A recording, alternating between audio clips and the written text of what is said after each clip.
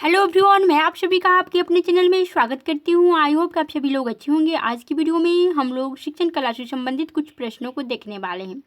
तो चलिए हम लोग प्रश्नों को देखने का सिलसिला स्टार्ट करते हैं। फर्स्ट क्वेश्चन में कहा जा रहा है, निम्न में कौन सा कौशल संवेगात्मक बुद्धि से संबंधित है? Which of the following skill is associated with emotional intelligence? E option में है याद करना, बी में है गतिक प्रक्रमण, और सी में है विचार करना, और डी में है समानुभूति देना। कौन सा ऑप्शन राइट होगा? क्योंकि क्वेश्चन में कहा जा रहा है निम्न में कौन सा कौशल जो है संवेगात्मक बुद्धि से संबंधित है, इमोशनल से संबंधित है। तो यह डी ऑप्शन राइट होगा। इसमें समानुभूति देना जो है वह इमोशनल से संबंधित हो जाएगा, संवेगात्मक बुद्धि से संबंधित हो जाएगा। इस क्वेश्चन में कहा जा रहा है पाठ्य योजना की पंचपदी प्रणाली किसने प्रतिपादित किया? ये ऑप्शन में है हार्वर्ड, बी में है यूनर, और सी में है गैलीलियो, और डी में है इनमें से कोई नहीं। बताना है कौन सा ऑप्शन राइट होगा। पाठ्य योजना की जो पंचपदी प्रणाली है वह किसने प्रतिपादित किया है? तो ये ऑप्शन राइट होगा। हार्वर्ड ने पाठ्य योजना की पंचपदी प्रणाली को जो है प्रतिपादित किया है। अब हम लोग आगे की ओर बढ़ेंगे और देखेंगे क्वेश्चन नंबर 3 को। क्वेश्चन नंबर 3 में कहा जा रहा है प्रोजेक्ट एक स्वदेश क्रिया है जिसको पूर्ण संलग्नता के साथ सामाजिक वातावरण में किया जाता है। यह कथन किसका है? प्रोजेक्ट एक स्वदेश क्रिया है जिसको पूर्ण संलग्नता के साथ सामाजिक वातावरण में किया जाता है। यह कथन किसका है? ए में है किलपैट्रिक का, बी में है वाइगोत्स्की का, और सी में है डीबी का, जॉन डीबी का, और डी में है इनमें से कोई नहीं। बताना है कौन सा ऑप्शन राइट होगा। तो इसका ये ऑप्शन राइट होगा किलपैट्रिक। किलपैट्रिक ने कहा कि प्रोजेक्ट एक स्वदेश क्रिया है जिसको पूर्ण संलग्नता के साथ सामाजिक वातावरण में जो है किया जाता है। अब हम लोग आगे की ओर बढ़ेंगे और देखेंगे क्वेश्चन नंबर 4 को। क्वेश्चन नंबर 4 में कहा जा रहा है प्रयत्न एवं भूल विधि का प्रयोग किस मनोवैज्ञानिक ने किया है? ए में है स्किनर, बी में है थॉर्नडाइक, और सी में है थॉम्पसन, और डी में है वाटसन। बताना है कौन सा ऑप्शन राइट होगा। ट्रायल एंड एरर जो मेथड है उस विधि का प्रयोग किस मनोवैज्ञानिक ने किया है? तो इसका बी ऑप्शन राइट होगा। थॉर्नडाइक ने प्रयत्न एवं भूल विधि का प्रयोग किया है। अब हम लोग आगे बढ़ेंगे और देखेंगे क्वेश्चन नंबर 5 को। क्वेश्चन नंबर 5 में कहा जा रहा है छात्रों की विषयगत योग्यता को भली भांति जाना जा सकता है। छात्रों की जो है विषयगत योग्यता को भली भांति किस प्रकार से जाना जा सकता है? ए ऑप्शन में है परीक्षा प्रश्नों से, फिर बी में है मूल्यांकन उपकरणों से, सी में है विचार विमर्श से, और डी में है अभिभावक परामर्श से। बताना है कौन सा ऑप्शन राइट होगा। तो इसका सी ऑप्शन राइट होगा। विचार विमर्श से जो है छात्रों की विषयगत योग्यता को भली भांति जाना जा सकता है। सी ऑप्शन राइट होगा। अब हम लोग आगे की ओर बढ़ेंगे और देखेंगे क्वेश्चन नंबर 6 को। क्वेश्चन नंबर 6 में कहा जा रहा है एक अच्छे शिक्षक को शिक्षण विधियों का ज्ञान अवश्य होना चाहिए क्योंकि। ये ऑप्शन में है इससे शिक्षक अधिक प्रभावशाली हो जाता है, फिर बी में है इससे शिक्षक को आत्मविश्वास मिलता है, फिर सी में है इसे शिक्षण कार्य जल्दी संपन्न किया जा सकता है, फिर डी में है इसे शिक्षण कार्य आसानी से किया जा सकता है। बताना है कौन सा ऑप्शन राइट होगा। क्वेश्चन में कहा जा रहा है एक अच्छे शिक्षक को शिक्षण विधियों का ज्ञान अवश्य होना चाहिए क्योंकि। एक अच्छे शिक्षक को शिक्षण विधियों का ज्ञान क्यों होना चाहिए? ये ऑप्शन में है इससे शिक्षण अधिक प्रभावशाली हो जाता है, इससे शिक्षक को आत्मविश्वास मिलता है, इससे शिक्षण कार्य जल्दी संपन्न किया जा सकता है, इससे शिक्षण कार्य आसानी से किया जा सकता है।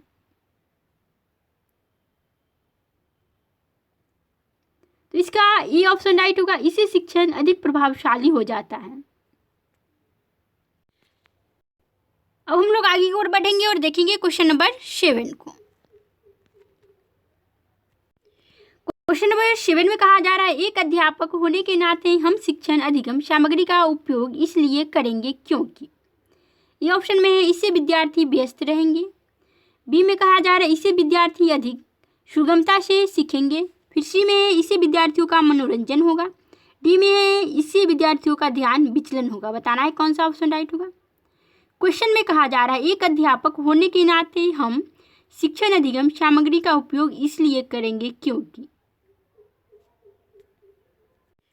तो इसका बी ऑप्शन राइट होगा क्योंकि क्वेश्चन में कहा जा रहा है एक अध्यापक होने के नाते हम शिक्षण अधिगम सामग्री का उपयोग इसलिए करेंगे क्योंकि इससे विद्यार्थी जो है अधिक सुगमता यानी आसानी से जो है किसी भी चीज़ को सीख जाते हैं। बी ऑप्शन राइट होगा, क्योंकि टीचिंग एप्टीट्यूड में जो है सबसे बेस्ट ऑप्शन चूज करना रहता है, इसलिए बी ऑप्शन राइट होगा। अब हम लोग आगे की ओर बढ़ेंगे और देखेंगे क्वेश्चन नंबर 8 को। क्वेश्चन नंबर 8 में कहा जा रहा है शैक्षिक संस्थानों की पाठ्यचर्या निम्न में से किन पर आधारित होनी चाहिए। ए में है सिद्धांत पर, बी में है व्यवहार पर, फिर सी में है सिद्धांत एवं व्यवहार दोनों पर, फिर डी में है सिद्धांत व्यवहार और शोध तीनों पर। बताना है कौन सा ऑप्शन राइट होगा। Theory practice, theory and practice, theory practice and research. बताना है कौन सा ऑप्शन राइट होगा। तो इसका डी ऑप्शन राइट होगा, क्योंकि क्वेश्चन में कहा जा रहा है शैक्षिक संस्थानों की पाठ्यचर्या निम्न में से किन पर आधारित होनी चाहिए। तो सिद्धांत व्यवहार और शोध तीनों पर ही आधारित होने चाहिए शैक्षिक संस्थाओं की पाठ्यचर्या जो है सो। अब हम लोग आगे की ओर बढ़ेंगे और देखेंगे क्वेश्चन नंबर 9 को। क्वेश्चन नंबर 9 में कहा जा रहा है आपको कक्षा के कुछ छात्र जो है असाधारण उज्ज्वल है, आप उन्हें सिखाएंगे कैसे, किस तरह से आप सिखाएंगे। ए में है कक्षा के साथ, बी में है उच्च कक्षाओं के साथ, फिर सी में है समृद्ध कार्यक्रमों का उपयोग करेंगे, फिर डी में है केवल जब वे चाहते हैं। कौन सा ऑप्शन राइट होगा। तो इसका सी ऑप्शन राइट होगा, समृद्ध कार्यक्रमों का उपयोग करेंगे। आपको कक्षा के कुछ छात्र जो है असाधारण मालूम पड़ते हैं, तो आप उन्हें कैसे सिखाएंगे, समृद्ध कार्यक्रमों का जो उपयोग करेंगे, उसके बाद उस छात्र को सिखाएंगे। अब हम लोग आगे की ओर बढ़ेंगे और देखेंगे क्वेश्चन नंबर 10 को। क्वेश्चन नंबर 10 में कहा जा रहा है शिक्षक मुख्य रूप से निम्न में से किस विधि द्वारा विद्यार्थियों के समूह व्यवहार का अध्ययन जो है करता है। ए में है साक्षात्कार, बी में है प्रयोग, फिर सी में है व्यक्तिवृत्त केस स्टडी, फिर डी में है अवलोकन ऑब्जर्वेशन। बताना है कौन सा ऑप्शन राइट होगा। क्वेश्चन में कहा जा रहा है शिक्षक मुख्य रूप से निम्न में से किस विधि द्वारा विद्यार्थियों के समूह व्यवहार का अध्ययन जो है करता है। तो इसका डी ऑप्शन राइट होगा, अवलोकन ऑब्जर्वेशन विधि से जो है शिक्षक मुख्य रूप से किसी भी विद्यार्थी के समूह व्यवहार का जो है अध्ययन करता है। तो डी ऑप्शन राइट होगा। अब हम लोग आगे की ओर बढ़ेंगे और देखेंगे क्वेश्चन नंबर 11 को। क्वेश्चन नंबर 11 में कहा जा रहा है एक शिक्षक द्वारा छात्रों की गुणवत्ता का मूल्यांकन करने के लिए उपयोग किए जाने वाले स्कोरिंग गाइड को कहा जाता है। ए में है रूब्रिक्स के द्वारा, बी में है जांच सूची के द्वारा, चेकलिस्ट के द्वारा, फिर सी में है मूल्यांकन सूची के द्वारा, फिर डी में है निर्धारण मापनी के द्वारा। कौन सा ऑप्शन राइट होगा। तो इसका ए ऑप्शन राइट होगा, रूब्रिक्स के द्वारा जो है एक शिक्षक द्वारा छात्रों की गुणवत्ता का मूल्यांकन करने के लिए उपयोग किए जाने में स्कोरिंग गाइड को कहा जाता है। एक शिक्षक द्वारा छात्रों की गुणवत्ता का मूल्यांकन करने के लिए उपयोग किए जाने वाले स्कोरिंग गाइड को रूब्रिक्स जो है सो कहा जाता है। अब हम लोग आगे की ओर बढ़ेंगे और देखेंगे क्वेश्चन नंबर 12 को। क्वेश्चन नंबर 12 में कहा जा रहा है एक माध्यमिक विद्यालय की अध्यापिका वास्तव में विद्यार्थियों की सहायता करती है यदि वह, ये में है कक्षा में बालकों को नोट्स लिखवाती है तो वह करती है सहायता विद्यार्थियों की। फिर बी में कहा जा रहा है पाठ्यक्रम निर्धारित समय से पूर्व पूरा कराती है। फिर सी में है मूल्यांकन में निष्पक्ष है। फिर डी में है विद्यार्थी को प्रश्न पूछने के लिए प्रोत्साहित करती है। कौन सा ऑप्शन राइट होगा। क्वेश्चन में कहा जा रहा है एक माध्यमिक विद्यालय की अध्यापिका वास्तव में विद्यार्थियों की सहायता करती है यदि वह डैश करती है। तो डी ऑप्शन राइट होगा, विद्यार्थियों को प्रश्न पूछने के लिए प्रोत्साहित करती है तो वह जो है विद्यार्थियों की सहायता करती है। डी ऑप्शन राइट होगा। अब हम लोग आगे की ओर बढ़ेंगे और देखेंगे क्वेश्चन नंबर 13 को। क्वेश्चन नंबर 13 में कहा जा रहा है बच्चों को मौखिक या अमौखिक रूप से सजा देने से जो परिणाम सामने होगा उसे क्या कहा जाएगा। ए में है उन्हें काम करने के लिए प्रेरित करना, फिर बी में बच्चे की छवि की रक्षा करना, फिर सी में उनके अंक में सुधार होगा, फिर डी में उनके शो अवधारणा में नुकसान पहुंचाना होगा। कौन सा ऑप्शन राइट होगा। क्वेश्चन में कहा जा रहा है बच्चों को मौखिक या अमौखिक रूप से जो है सजा देने से जो परिणाम होगा वह क्या होगा। तो इसका डी ऑप्शन राइट होगा, उनके शो अवधारणा में नुकसान पहुंचाना होगा। यदि कोई शिक्षक है और बच्चों को मौखिक रूप से जो है सजा देता है तो उसका परिणाम होगा कि बच्चा जो है सेल्फ कॉन्सेप्ट खो देगा और उसका नुकसान होगा सेल्फ कॉन्सेप्ट को। अब हम लोग आगे की ओर बढ़ेंगे और देखेंगे क्वेश्चन नंबर 14 को। क्वेश्चन नंबर 14 में कहा जा रहा है, एक शिक्षक अपने छात्रों को सीखने हेतु अतः प्रेरित होने के लिए कैसे बढ़ावा दे सकता है। एक शिक्षक जो है अपने छात्रों को सीखने के लिए अतः प्रेरित होने के लिए जो है यानी कैसे बढ़ावा दे सकता है। ए में है चिंता और भय उत्पन्न करके, बी में है प्रतिस्पर्धी होकर, फिर सी में है व्यक्तिगत लक्ष्यों और उनकी महारत को निर्धारित करने में उनका समर्थन करके, फिर डी में है चॉकलेट जैसे मूर्त पुरस्कार देकर। बताना है कौन सा ऑप्शन राइट होगा। तो इसका सी ऑप्शन राइट होगा, व्यक्तिगत लक्ष्यों और उनकी महारत को निर्धारित करने में जो है उनका समर्थन करके, यानी बच्चा जो लक्ष्य निर्धारित किया है उनका समर्थन करके जो है एक शिक्षक छात्रों को सीखने के लिए जो है प्रेरित कर सकता है। सी ऑप्शन राइट होगा। अब हम लोग आई की ओर बढ़ेंगे और देखेंगे क्वेश्चन नंबर 15 को।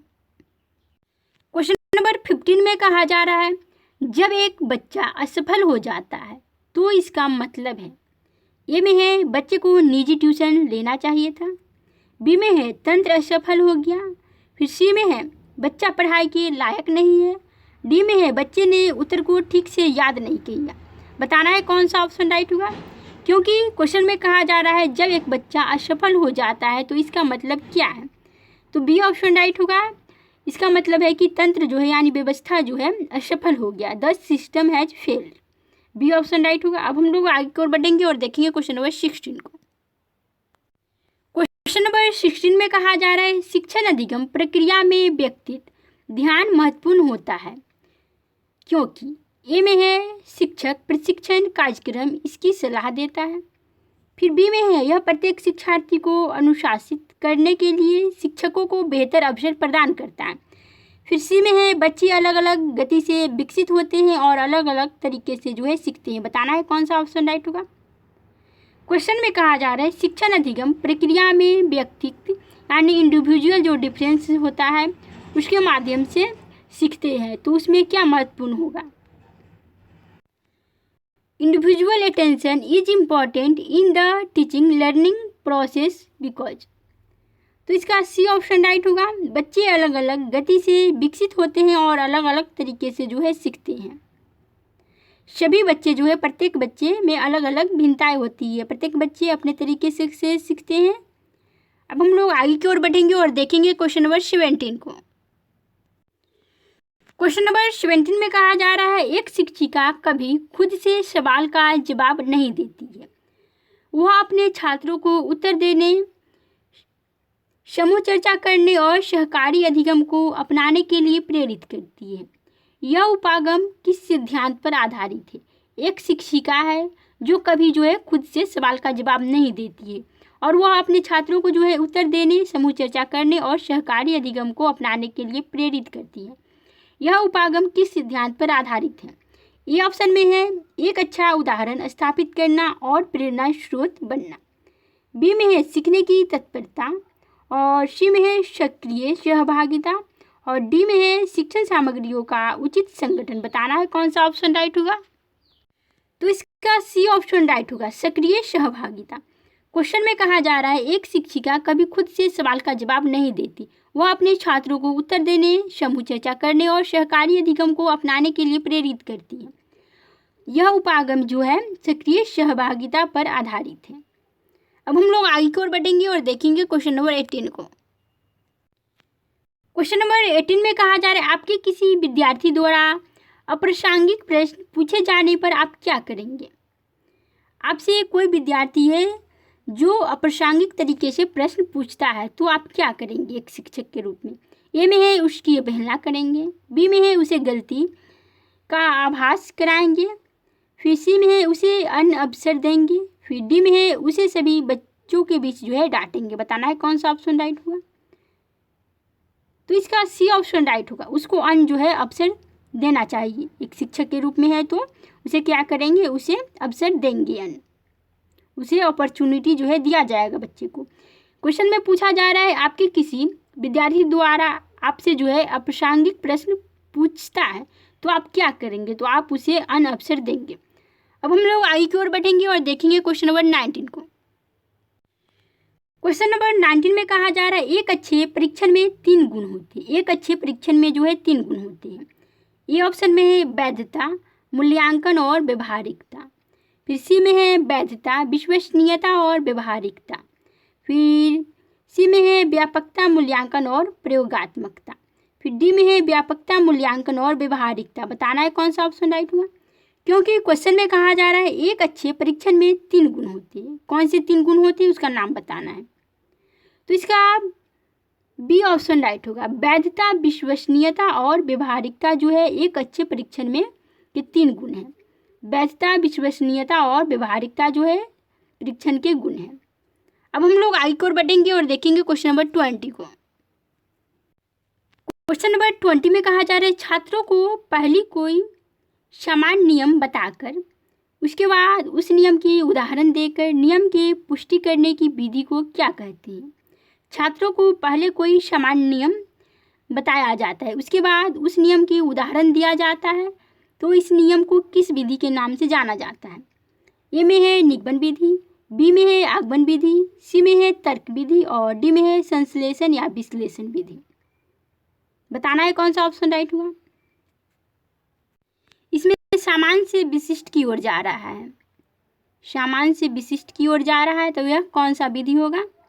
विशिष्ट की ओर जा रहा है तो यह कौन सा विधि होगा, यह कौन सी विधि के अंतर्गत आएगा। निगमन विधि, आगमन विधि, तर्क विधि, संश्लेषण विश्लेषण विधि। बताना है कौन सा ऑप्शन राइट होगा, तो यह निगमन विधि होगा। ये ऑप्शन राइट होगा क्योंकि इसमें जो है छात्र पहले कोई समान नियम बताया जाता है शिक्षक के द्वारा, उसके बाद उस नियम की उदाहरण देकर नियम की पुष्टि करने की विधि को क्या कहते हैं इसमें कहा जा रहा है। तो इसमें जो है समान नियम बताया जाता है, उसके बाद नियम के उदाहरण दिया जाता है, नियम के जो है उदाहरण दिया जाता है, तो यह जो है समान से विशिष्ट की ओर जा रहा है। तो इस विधि का क्या नाम है, यह किस विधि के अंतर्गत आएगा यह रूल, तो यह निगमन विधि के अंतर्गत आएगा। और आगमन विधि में जो है विशिष्ट से समान की ओर जाया जाता है। आगमन और निगमन विधि के जो खोज करता है वह अरस्तु है। अब हम लोग आगे की तरफ चलेंगे और 21 क्वेश्चन को देखेंगे। इसमें कहा जा रहा है सूक्ष्म शिक्षण चक्र का सही क्रम जो है कौन सा है, माइक्रो टीचिंग का सही क्रम कौन सा है। ये में है सूक्ष्म पाठ्य योजना पहले तैयार करेगा, उसके बाद शिक्षण करेगा, उसके बाद पुनः पाठ्य योजना बनाएगा, फिर शिक्षण करेगा, फिर पुनः प्रतिपुष्टि करेगा। फिर बी में है सूक्ष्म पाठ्य योजना पहले तैयार करेगा यानी प्लान बनाएगा, उसके बाद शिक्षण प्रतिपुष्टि करेगा, उसके बाद पुनः शिक्षण करेगा, फिर पुनः प्रतिपुष्टि करेगा। फिर सी में है पहले माइक्रो लेसन जो है प्लान बनाएगा, उसके बाद शिक्षण करेगा, उसके बाद प्रतिपुष्टि करेगा, उसके बाद फिर पुनः पाठ्य योजना तैयार करेगा, उसके बाद पुनः प्रतिपुष्टि करेगा। कौन सा ऑप्शन राइट होगा। फिर डी में कहा जा रहा है सूक्ष्म पाठ्य योजना पहले तैयार करेगा, पहले जो है प्लान बनाएगा, उसके बाद शिक्षण प्रतिपुष्टि करेगा, उसके बाद पुनः पाठ्य योजना तैयार करेगा और फिर पुनः शिक्षण करेगा और फिर जो है पुनः प्रतिपुष्टि करेगा। कौन सा ऑप्शन राइट होगा, तो इसका जो है डी ऑप्शन राइट होगा क्योंकि इसमें कहा जा रहा है, क्वेश्चन में कहा जा रहा है सूक्ष्म शिक्षण चक्र का सही क्रम कौन सा है। तो पहले जो है प्लान बनाया जाएगा, पहले प्लान, उसके बाद टीचिंग किया जाएगा, उसके बाद फिर फीडबैक दिया जाता है, उसके बाद जो है यदि ऑब्जर्वर ऑब्जर्व करता है और कुछ भी प्लान में गलत है या फिर पढ़ाने में गलत हुआ या फिर किसी भी चीज़ में गड़बड़ी है तो उसको फिर सुधार करके जो है छात्र फिर से प्लान बनाएंगे, उसके बाद फिर पुनः शिक्षण करेंगे, फिर फीडबैक जो है दिया जाता है लास्ट में। इस तरह से सूक्ष्म शिक्षण के जो है 6 चक्र है, 6 चक्र है, प्लान, टीचिंग, फिर फीडबैक, फिर पुनः पाठ्य योजना तैयार करेगा, फिर पुनः शिक्षण और पुनः प्रतिपुष्टि। अब हम लोग आगे की ओर बढ़ेंगे और देखेंगे क्वेश्चन नंबर 22 को। क्वेश्चन नंबर 22 में कहा जा रहा है बालकों में शोध एवं अनुसंधान संबंधी क्रियाकलाप विकसित करने हेतु आप क्या करेंगे। ए में है आप उनकी अवलोकन शक्ति को बढ़ाएंगे, बी में है आप उन्हें शोध व अनुसंधान कार्य की महत्व से अवगत कराएंगे, फिर सी में है अनुसंधानकर्ताओं के बारे में उन्हें बताया जाएगा ताकि वे भी अनुसंधान कर सके। बताना है कौन सा ऑप्शन राइट होगा। तो इसका बी ऑप्शन राइट होगा। आप उन्हें शोध व अनुसंधान कार्य के महत्व से अवगत कराएंगे। क्वेश्चन में कहा जा रहा है बालकों में शोध एवं अनुसंधान संबंधी क्रियाकलाप विकसित करने हेतु एक शिक्षक के रूप में है तो आप क्या करेंगे। आप जो है बच्चों में शोध व अनुसंधान कार्य के महत्व से अवगत उन्हें जो है छात्रों को कराएंगे। अब हम लोग आगे की ओर बढ़ेंगे और देखेंगे क्वेश्चन नंबर 23 को। क्वेश्चन नंबर 23 में कहा जा रहा है दल शिक्षण की परिकल्पना में अंतर्निहित है। दल शिक्षण की परिकल्पना में जो है क्या अंतर्निहित है। ये में अकेले काम करते समय शिक्षक उबाऊ महसूस करते हैं।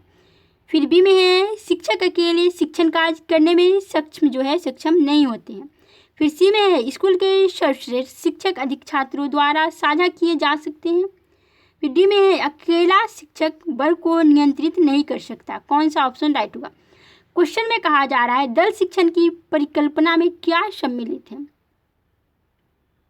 तो इसमें जो है सी ऑप्शन इसका राइट होगा। स्कूल के सर्वश्रेष्ठ शिक्षक अधिक छात्रों द्वारा साझा किए जा सकते हैं। दल शिक्षण में जो है दो या दो से अधिक शिक्षक जो मिलके जो है छात्रों को पढ़ाते हैं। दो या दो से अधिक शिक्षक जो है छात्रों को पढ़ाते हैं।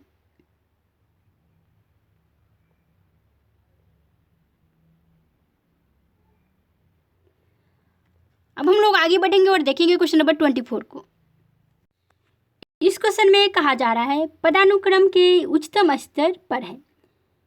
जो ब्लूम ने टैक्सोनॉमी दिया है उसमें जो ज्ञानात्मक है उसमें उच्चतम स्तर पर कौन सा होगा। ए में है बोध, फिर बी में है अनुप्रयोग, सी में है मूल्यांकन और डी में है विश्लेषण। बताना है कौन सा ऑप्शन राइट होगा।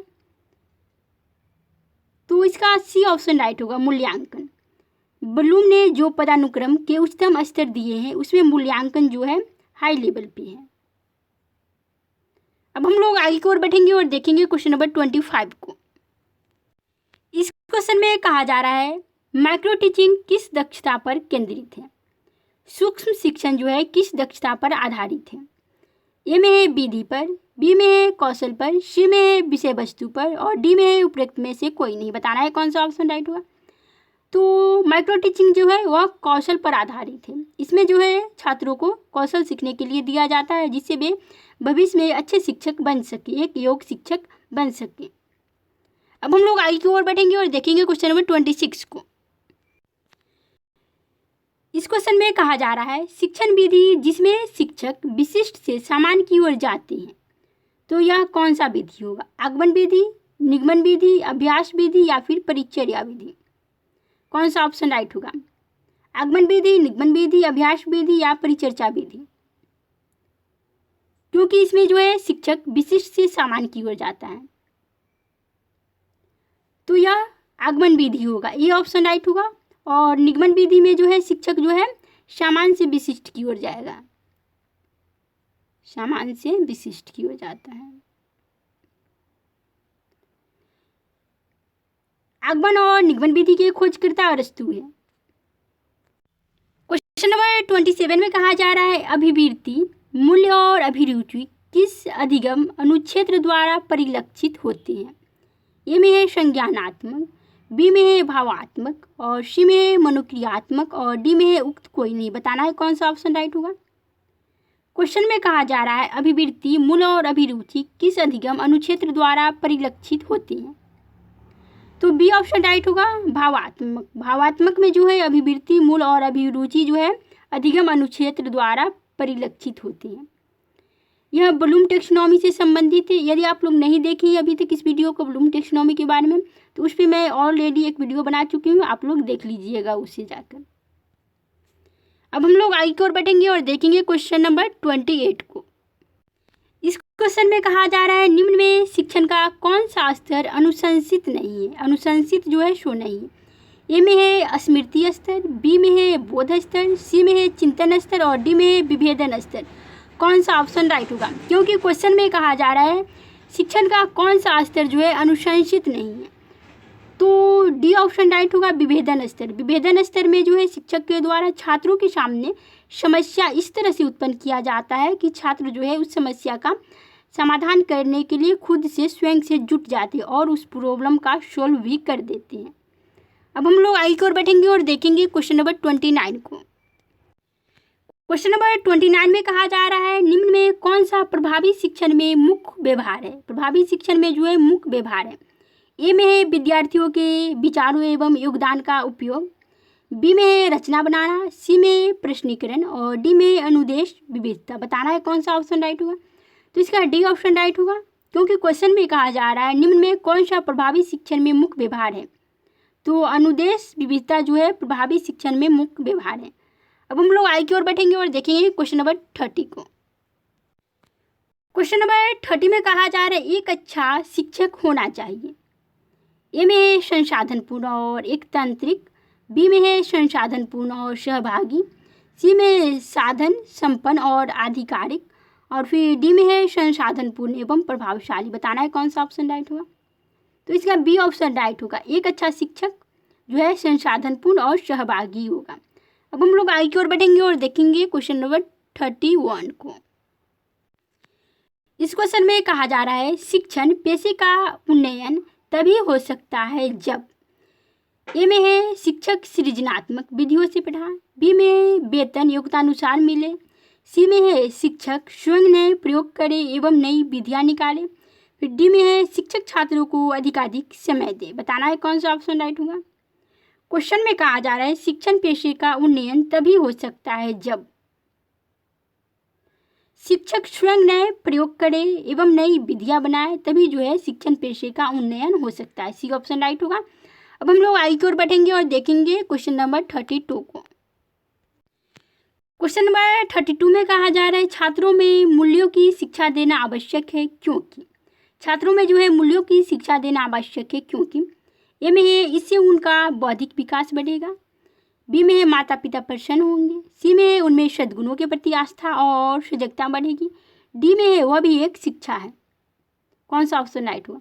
तो इसका सी ऑप्शन राइट होगा, क्योंकि क्वेश्चन में कहा जा रहा है छात्रों में मूल्यों की शिक्षा देना आवश्यक है क्योंकि उनमें सद्गुणों के प्रति आस्था और सजगता बढ़ेगी।